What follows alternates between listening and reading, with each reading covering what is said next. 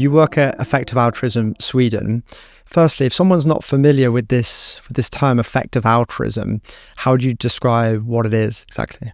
I guess you could see it as sort of like the combination of two ideas. That's like first that we want to share some resources with others, so that's the altruism part. But so that's maybe the sort of like more common view that's been shared by many sort of religions and ideologies and so on throughout history. But then the other part is sort of more distinctive to effective altruism, and this is the effectiveness part, that we want to use these resources that we allocate to others as effectively as possible. So that's I guess what the sort of big invention of effective altruism is. And what are some areas or things that people in effective altruism think are important to look at and try and be altruistic towards? First of all, I should say that sort of effective altruism has this concept of sort of cause neutrality. So there are very many causes or problems that you could work on in the world, climate change and global poverty, existential risk, and so on. And effective altruists, they say that you shouldn't sort of prejudge the question of which of these problems to work on, but you should look at all the problems with a sort of impartial mindset, and then you should work on the one that you find out is the most effective. But so that's the sort of the first step. But then in practice, the effective altruists have then identified some causes as especially effective. So one is global poverty, where the idea has been that there are some people in the world who are so poor and lack such basic resources that sort of helping them can be highly effective relative to helping people in the rich world. And then animal welfare is another major cause where, and again, there's the issue there of this problem being so large and so neglected relative to other problems, that there isn't that many resources going into this problem. And then another big area which has maybe been growing in the last few years is existential risk. Risks that humanity could go extinct, or there could be a big catastrophe from which we would never recover. So yeah, those are the sort of three classical EA cause areas. Then there are others as well, but I think it makes sense to sort of point to those three.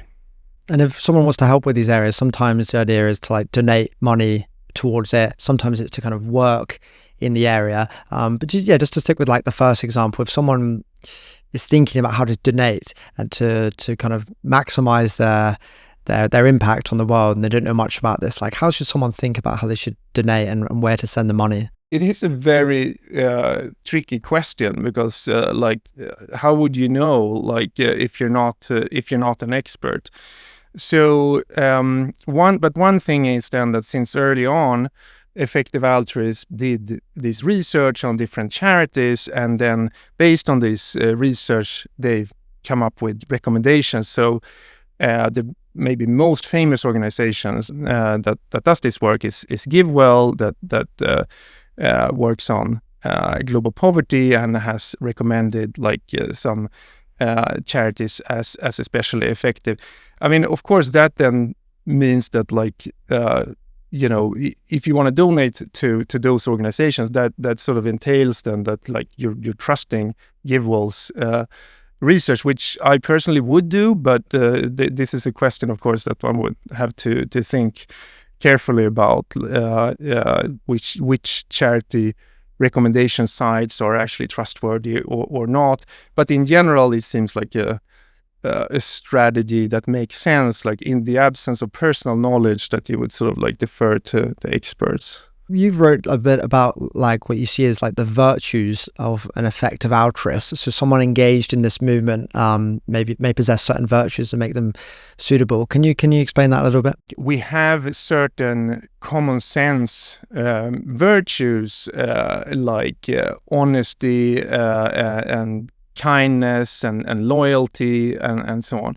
And with this work that I did on the sort of virtues on effective altruism, like virtues of effective altruism, like I guess I wanted to emphasize like two things. Like so the first thing is that like, well, by and large, we should sort of like we should engage in those common sense virtues, like because so this is something I've thought about in the context of sort of naive effective altruism, you might say. So by that I mean the sort of interpretation, which I think is erroneous, the interpretation of effective altruism, where you think that sort of like, because you want to sort of maximize do-gooding, it doesn't matter if you sort of lie or steal or sort of like engage in other forms of dubious behavior, like, because it's fine to do that, like if you like maximize the greater good.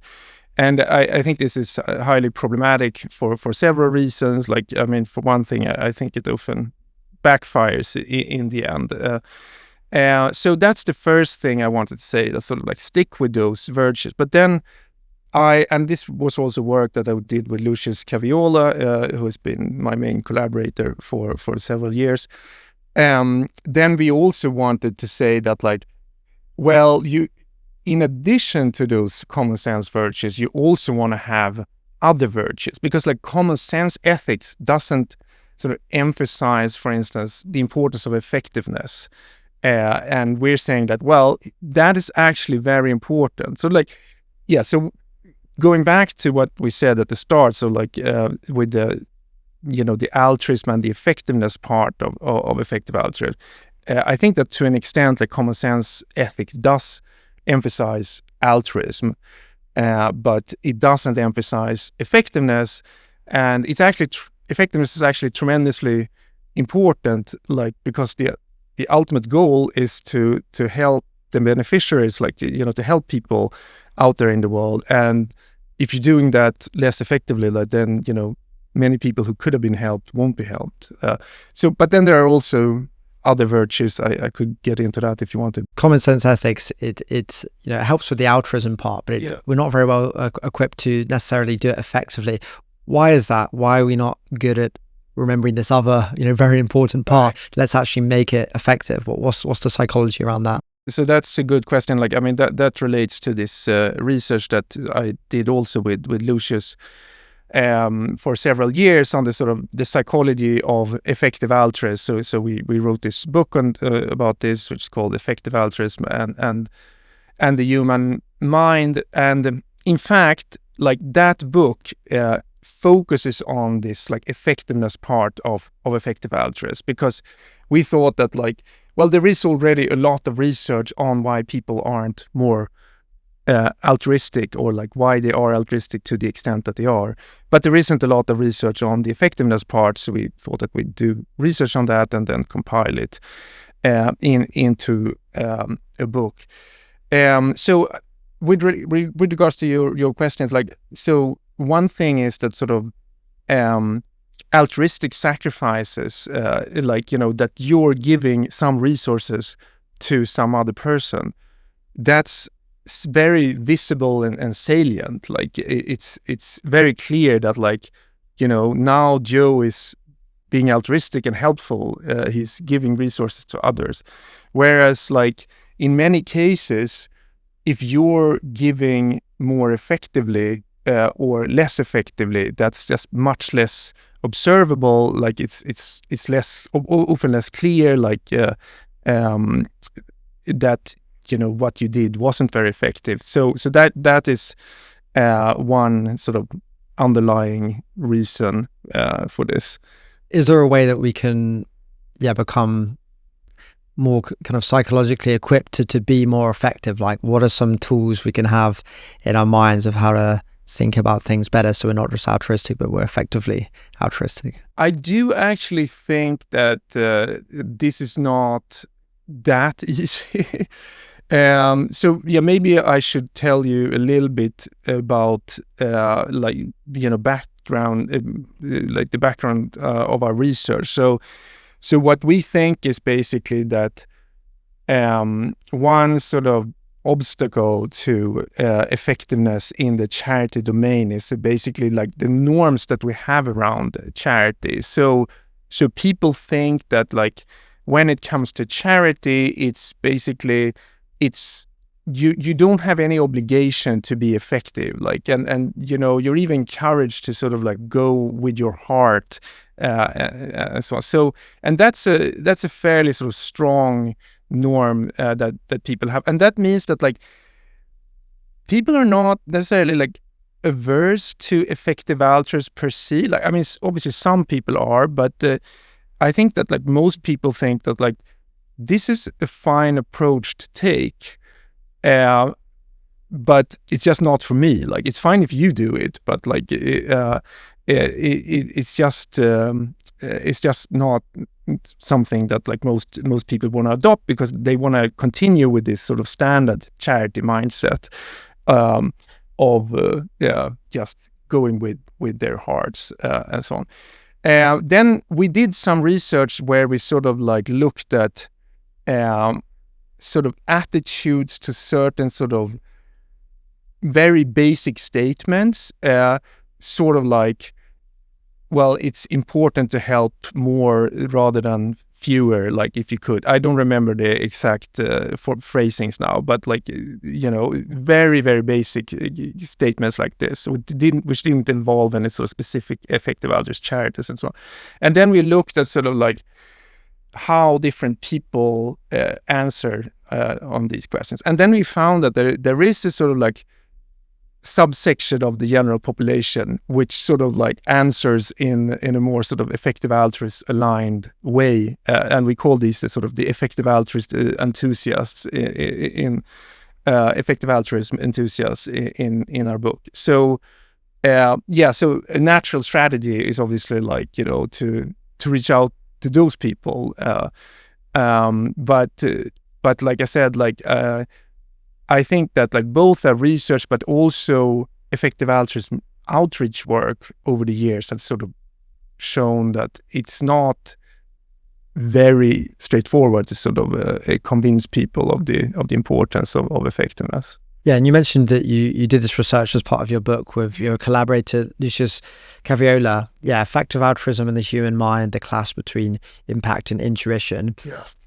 Can you lay out any other kind of key insights that you kind of put in this book that you learned whilst researching it so in depth? I guess like one thing that I wanted to get across there is really the importance of these norms, this sort of like how we conceive of charity. So because there is a sort of like a standard model of explaining this behavior, like, you know, that people don't donate effectively, but also sort of a standard model that I think is used in the social sciences more generally, and that is a model where you have two factors, and there's like, on the one hand there are the beliefs, and on the other hand there's sort of like the preferences in a sort of narrow sense, you might say. So the beliefs, that's straightforward, like people just don't know what the effective charities are, and like they have numerous other misconceptions about charity. And then on the other hand, like people have this like preferences or like strong feelings for specific causes like cancer research or so on. But we think that those two factors are actually in themselves insufficient to explain this behavior, because you can look at how people behave in other contexts. Like, I mean, maybe the best example is sort of civil servants or like other government staff. You know, of course, they also have they can also have the same preferences as sort of in other contexts. And like also like initially, they're typically uninformed, you know, when they approach a no topic. But you know, they overcome these obstacles. They do the research, and, you know, even if they feel more strongly for cancer research, like, you know, if sort of the ministers tell them to sort of to go with a certain metric of effectiveness, like they do that. So we think that you need to add this third factor, which is this norm that you don't have to be highly effective when it comes to charity. But it's more like, you know, you do as you feel. I should say that it's important to notice that, like, first of all, like, if you ask people to rate their criteria, for like why they donate the way they do and so on, they actually mention effectiveness. So it's not the case that people are sort of like explicitly anti effectiveness, and it's also the case that if you're sort of like directly wasteful, that's something that people don't like. Sort of like they don't really, and like that's may also be a reason why many people sort of focus on the overhead costs, where they feel like that, you know, overhead costs are sort of administration costs and high salaries and so on to charities. So there is like an interest in effectiveness for sure, but it's like basically not sort of strong enough to sort of overcome these other preferences that people have for like specific charities or so. That's super interesting. So maybe it's a bit more explicit. If you ask someone, you know, how should we think about donating to charity, they'll think and they'll say effectiveness, but when caught up in the moment, when doing it themselves, it's a bit more forgotten. They maybe just forget about it more when they're actually acting it out and are drawn more by emotions. But when they reflect, they would say, of course, be effective. Is that perhaps something that's going on? I think that's part of what's going on. I mean, that said, like I shouldn't sort of exaggerate like how strongly people are sort of like saying from an explicit point of view that sort of effectiveness is important, but like you know, some of them might actually sort of endorse the view that like sometimes you just shouldn't be effective, sort of like more explicitly. But I do think that there is something to what you're saying, and I think that this is also happening sometimes when you sort of introduce some people to effective altruism, that they sort of like they like the concept, but then like, oh, does that mean all of these things that I have to give up these other views that I have, and I'm not comfortable with doing that. So yeah, I think there's something to that. Yeah, if someone's not at all familiar with effective altruism and you know, but they are someone that has given to charity quite a few times in their life, what are some of the key motivating factors that actually influence them often to go to charity? I mean, the cliche one I often hear is something like you'll donate to a cause that caused like a family member to be very ill or die, and it's this kind of emotional, like intimate reason. Is this a good example? And what are some other reasons that people haven't maybe reflected so much are kind of driven towards certain causes? It depends a bit on like how you're thinking about this issue. Like, I mean, there could be very many factors that influence people. Like, I mean, sometimes, you know, people donate to sort of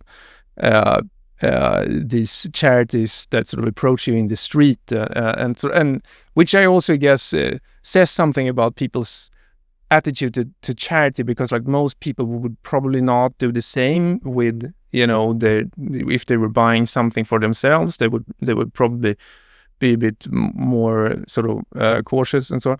But like I do think it's important though to say that like my view is that, you know, people actually have this sort of altruistic impulse. They do want to help others. That is something that sort of like underlies charitable giving. So I guess like more generally, like I don't want to sort of like there is a sort of a bit more of a cynical take on the sort of psychology of altruism and the psychology of effective altruism, and that sort of like that people are not so effective, that shows that they, you know, they don't really care at all. Or so like I don't really think that's true, but I do think that people care, but then because of like it's actually like, I mean, one thing is that it's just very hard also to be effective, so you need to be really focused to be effective, and most people aren't up to that level that's required, basically. One thing you've looked at specifically is the psychology of long-termism and extreme and existential risks. Firstly, for anyone who doesn't know these, could you just briefly explain what long-termism and existential risk is, and then maybe tell us a bit about your research into the psychology of these two specific cause areas? So long-termism is this I mean, I guess growing philosophy which says that we should care about the very long-term future, and often it also involves the notion that sort of like the long-term future could be very good, so therefore it could be like very important to make sure that it goes well. And then existential risk is this associated concept, which is that, well, humanity could either go extinct, or there could be just a big catastrophe from which we would never recover. And from a long-termist perspective, it's sort of like especially important to prevent existential catastrophes, like which would result from existential risk, because not only would it sort of harm or kill all present people, but it would also mean that this like potentially great future would never come into existence. So those are two key concepts. What psychological insights have you had to the way people care about these issues and want to work on them or donate towards them? Yeah, so we had one paper where we looked at this thought experiment from Derek Parfit. So Derek Parfit was this famous Oxford philosopher, and he had this like typical philosophical thought experiments, which sort of involved then three outcomes. So one was just peace, and then the second one was a nuclear war which killed 99%, and the third one was a nuclear war which killed everyone on Earth. And then he asked the reader, like, well, he told the reader first that sort of like obviously peace is the best outcome, and the war that kills everyone is the worst outcome, and the war that kills nearly everyone is like in between. But so that part was clear, but then the question he was interested in was like, which difference is the largest, like that between no one dying and nearly everyone dying, or that between nearly everyone dying and everyone dying? And then he sort of predicted that most people would think that the difference between no one dying and 99% dying would be this sort of the larger in terms of sort of moral badness. Because that's the larger one in terms of number of deaths.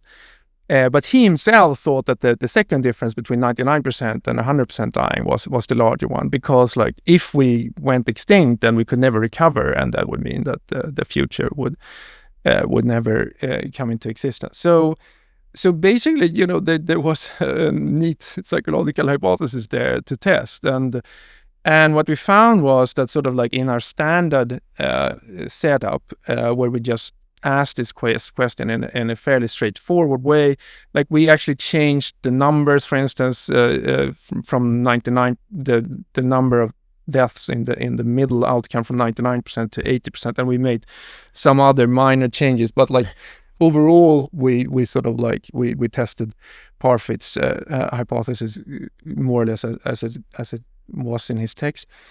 And what we found was that then when we asked this question in a more straightforward way, then Parfit turned out to be right. So people did think that the difference between no one dying and 80% dying was the larger one. But then when we sort of prompted people to think through the implications for the long-term future, that this people could actually recover from this catastrophe that didn't lead to human extinction, then like more people started to think that like, well, actually the difference between that near extinction catastrophe and the extinction catastrophe, that's the larger one.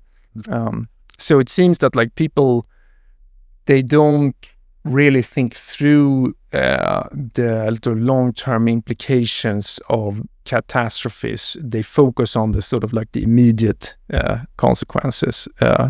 That's one upshot of this research. Do you think there are many other like key reasons why people, because it feels to me like seem to not maybe take the idea of existential threat and extinction risk like maybe seriously enough? And I wondered if like it feels like people have a bit of a hard time appreciating often like exponential growth in things, maybe because it's quite abstract and quite an uncommon thing. Do you think maybe the abstractness and the uncommonness is, or maybe even I don't know if this is, I'm really speculating here. Maybe it's not, maybe a very particularly nice thing to think about. Like, are there any of these some of the reasons you think why maybe we just don't really take seriously enough the idea that things could go very, very wrong? It's a pretty difficult question, and I think it depends a little bit on like what risks we're talking about, because like if you look at climate change, for instance, there is actually quite a bit of attention that's being paid to climate change. And if we look at nuclear war, like during the Cold War, there was quite a bit of attention. I mean, then one can always discuss, like, was there enough attention and like given the risks and so on. But I think that I wouldn't say that sort of like just people neglect it entirely.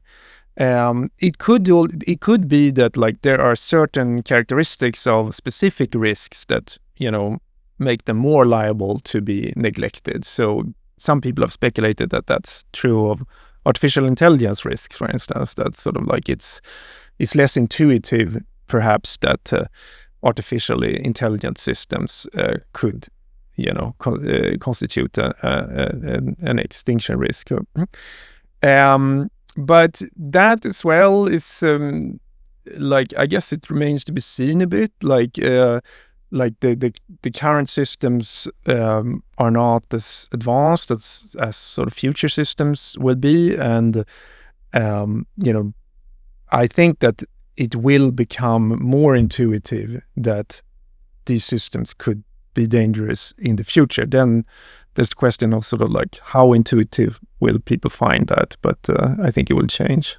Okay, so yeah, maybe it's more about the specific risk than generally, as you say. Something like AI is a little bit harder for the average person to wrap their head around than nuclear, which seems a bit more easy to relate, like kind of imagine the bad consequences of. Yes, I think it matters a lot of how salient the risk is. And I mean, I think there was like Stuart Russell who compared AI risk with sort of like if you heard that there is like a fleet of aliens that is will invade Earth in sort of like some years to come, then like people would freak out. So I mean, there are other differences between that and the AI scenario, but I do think that like if we just take that scenario in isolation, the alien scenario, I think it is true that like then people would freak out a lot, because like this is just triggers all this ancient psychological mechanisms relating to sort of like fear of an enemy invader or so. So yeah, so I guess that example makes clear that it's sort of probably highly depends on the nature of the risk. While we're on this point about AI, am I correct that you kind of coin the term sleepwalk bias? Yeah. Really interesting. Could you explain what that is and maybe how it relates perhaps to at least some people's thoughts around what's going on in AI and AI safety and so on? This idea that I had back in 2016 that like when people think about catastrophic risk and when they talk about catastrophic risk, they sometimes neglect or underestimate the role of sort of like our future responses to these risks. So this sort of plays out in a number of different ways. So it's sort of like actually sometimes people, like even in scientific papers, like people can sort of like make claims where it's sort of unclear if they mean that this is what's actually going to happen, or if they're saying that this is what would happen if we wouldn't do anything about it. But that's like actually a really important distinction, because like of course if there's a big risk, like we will do something about it. And so that's the one part, and then the other part is just sort of a general pessimism about like our ability to respond, or like our willingness to respond. And like there one can have more of a discussion. Like I mean the first part there, I think like that's just wrong to sort of like ignore the response altogether. But with regards to sort of how strong the response is going to be, there one can have a discussion. But my view is that many people underestimate that response, and not only with regards to AI risk, but also with regards to climate change and so on. I think there's a little bit of a sort of selection effect going on here, that like often the people who focus on a risk are the ones that are sort of like the most pessimistic, and then they might be sort of like more inclined to sort of like underestimate this social response. So basically, I think that key actors, including governments, are often like more rational than many people realize. To what extent do you think sleepwalk bias is present in the AI safety space? I think that like over the years, I have seen some of it. I think I don't want to sort of go into sort of like how frequent it is, but I do think that this is something that I observed, and I've also noticed that sort of some people have been surprised by the extent to which like governments have already taken an interest in AI risk. So that seems to suggest perhaps that people were a bit overly pessimistic about that previously. Yeah, that does seem to be the case. I hear a lot of people very surprised at how things are very quickly being helped by government, and look at all this happening. So it does show some people were pessimistic. But then I think that like the natural next step, if you notice that, is that like you should go back to your own thinking, like, and sort of like maybe there's something wrong in my entire worldview here, actually. Like, you know, it's actually a quite important question here that people were plausibly wrong about, and then maybe they should reevaluate their view of sort of like how governments work. And Okay, so back to a few more things about effective altruism a bit more broadly. Firstly, obviously you've been interested in this idea, this concept, this movement for a long time. How has your thinking about it changed over the years? I discovered effective altruism back in 2014 when I was at London School of Economics, and I started going to meetups, and I went to my first EA summit in the Bay Area in 2014, and like at the time it was I mean at first when you encounter effective altruism, then it's sort of like a fairly abstract concept. And I think it wasn't like before I started working for the Center for Effective Altruism in 2016 that I sort of like really understood things at a deeper level, like, and what people were working on and so on.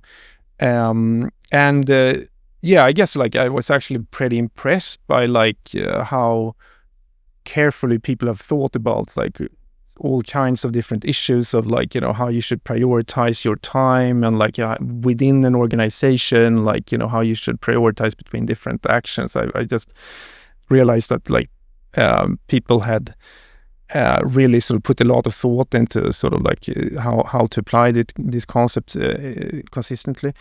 I guess so that was like a huge shift. I guess like after that,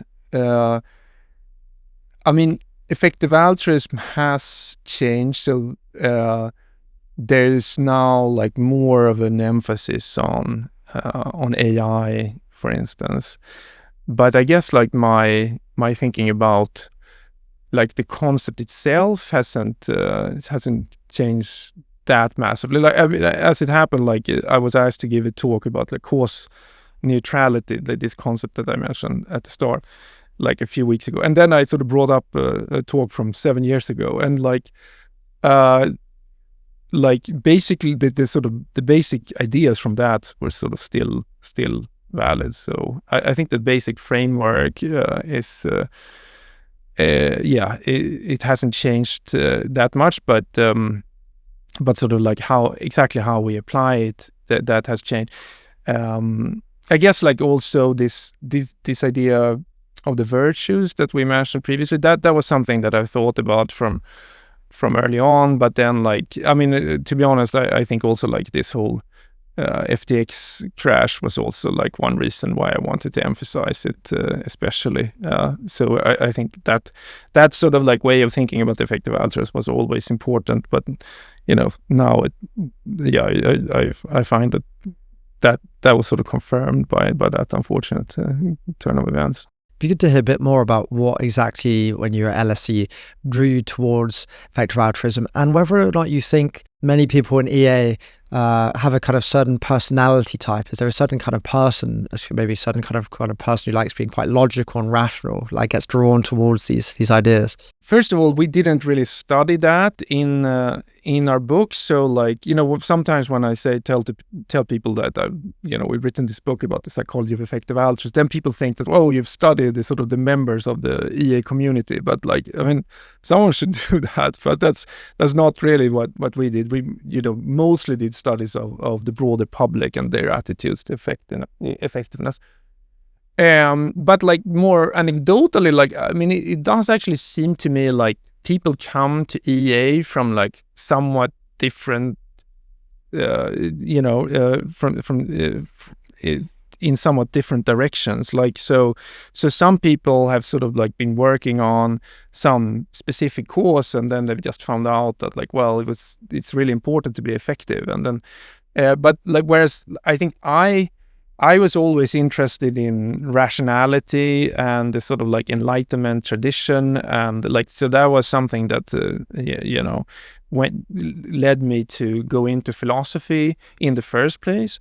But then I think that analytic philosophy, which is the sort of kind of philosophy that one mostly does in both in Sweden and in the English-speaking world, which is this sort of like kind of approach to philosophy which tries to be very precise, but that sometimes that is at the expense of sort of like real world relevance. So I thought that like, well, this is a great tool, but like, it should be applied more practically.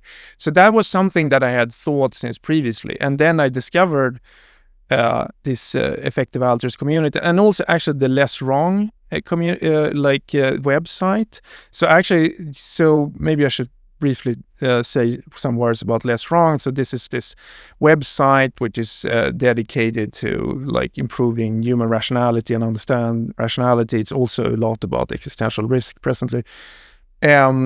So they had this website where it was like basically a forum which discussed rationality, and yeah, I thought that was like surprisingly good for being an internet forum, which are usually not like up to that standard. So I got involved with that, and then I learned about effective altruism as well.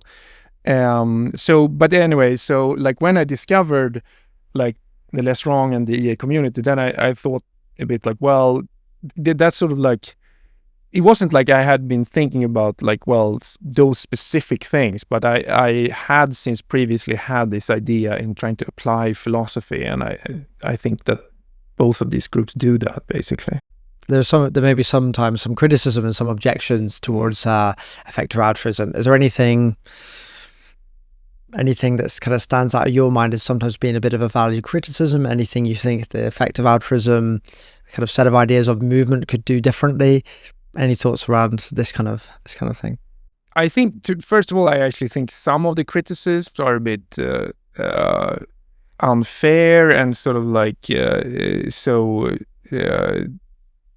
build on a sort of like sort of a strawman view of effective altruism, but like I guess like this thing with the sleepwalk bias is something that I've been thinking sometimes, that sort of like maybe people were sort of like they're sometimes underestimating the extent to which sort of like institutions actually do react to problems, and that may sometimes lead to sort of like being a bit too pessimistic. And I could see also that like this is something that some outside critics like sort of like an intuition that sort of underlies some outside criticism. They might not have thought about it very, very carefully, but like I think that they like sort of in the back of their mind they might have a view like that. That's sort of like, many things do actually work out fine in the end. I mean, that is of course like not an argument against like, working on an area, because like they only become fine because like someone does something about it. But like it still matters to have like an accurate worldview, I think. One thing I've sometimes heard is maybe like EA is a bit of an elitist kind of group that thinks about and spends money, especially more I hear this with AI, on these unlikely risks that are very abstract and unusual. What would you say about this kind of? I mean, so with regards to the sort of with the AI risk issue in particular, I mean, I do think that like, if someone thinks that that's not the most important cause, like, then they need to present a like precise argument against it. They can't just sort of like hand wave in the direction of sort of like, well, that's something that, of course, like this sort of like Silicon Valley inspired kinds of people would say. Like, I mean, that's just not good enough. Like, but if they present a convincing argument, then we would need to respond to that. But like, sometimes I feel like a fair amount of criticism is on this quite hand wavy and a sort of like a level, and it's sort of like a bit acerbic, and basically I don't take it very seriously, to be honest. Yeah, you mentioned earlier about something like the unfortunate events with Simon Bankman-Fried, and he obviously said he himself was an effective altruist. He gave lots of money. Were there any reflections you had on that whole set of events, and if indeed it did mean anything for effective altruism, those involved, where money was sent, and so on? I'm sure there are sort of things that EA organizations should think about. But like I'm not sort of like deeply involved in sort of like the management of those organizations. But there, I'm sure there are things to think about there. But I guess So I guess what I could say is like relates more to the sort of like broader mindset and so on. Like, so yeah, I do think that this means that we need to really emphasize even more the importance of, because I think that people did emphasize that to an extent even before that, the sort of like the importance of following common sense virtues and so on. But I think that that's something that one needs to focus on even more. And but that, I mean, that's maybe like a bit bland and obvious. But then like something that might be a little bit less bland is that like, maybe one should be a bit more cautious with doing sort of some types of things which are sort of highly unconventional in general. So I mean, it's a bit tricky because like a course area like AI risk, that was sort of like highly that was seen as very weird at the beginning, and now people say that like, well, it's become more mainstream. So it is important to be sort of like open to some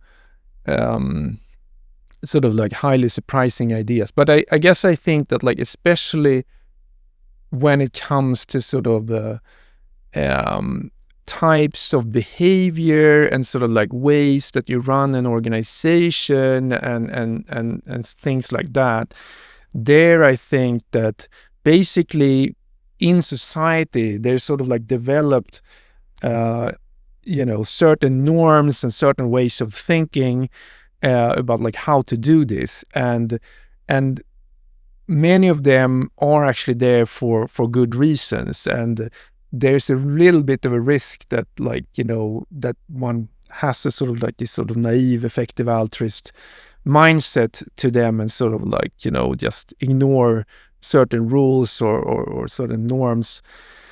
So I guess I'm saying that like, you can take different approaches to questions like that as well, but you need to really think very carefully about it. So yeah, that is potential update. How can someone go about trying to become a more critical, deeper thinker and more rational? It's actually not that hard to improve in some ways. Like so if you think about it, like there are many people who are sort of like debating online, and then they're just saying random stuff and arguing via memes or whatnot. But then like the very same people, you know, they sort of write an essay in school, or like, you know, they do something professionally and so on. And then they adopt a very different mindset. Like then they are actually more careful. Like, I mean, not everyone, but like my point is that like there is this sort of like other mindset which is available for us, and you know, we can switch into that, and it's actually not as hard as, you know, you might think. So just sort of like adopting that mindset, like suppose that you're like a lawyer and there's an important case here, and like, you know, you really need to get everything right. Like if you have that attitude when you know, discuss politics or something, like that would do a lot to improve you, I think. Okay, so final question. So I actually ask every guest the same question to end the episode. So yeah, final question, Stefan, is what do you think it means to live a good life? I think there isn't like, I mean, it highly depends on who you are and like what your preferences are. So basically I think like every person has to sort of like try quite hard to find out that for themselves, because, you know, often I think this is also like something that's hard for young people. Like they don't really know who they are and like what their preferences are. So you need to sort of like gradually try to find out about, like, you know, what is it that you really desire, and what is it that you just think that you want, but like actually it's like something that like people in your peer group like, and therefore like you just go along with that or so that's important. And then you also of course like have to think about like, well, what's feasible to do, like, because like there are some things that you might want to do, and then like you just that path is blocked, it's too difficult. If you're able to navigate all of that in a good way, then hopefully you'll have a good life. All right, Mr. Stefan, this is really interesting and insightful. Thanks so much for your time today. Appreciate it. Okay. Thank you, Joe. Thanks for watching this episode. If you enjoyed it, please consider hitting the subscribe button below, and I hope to see you here again.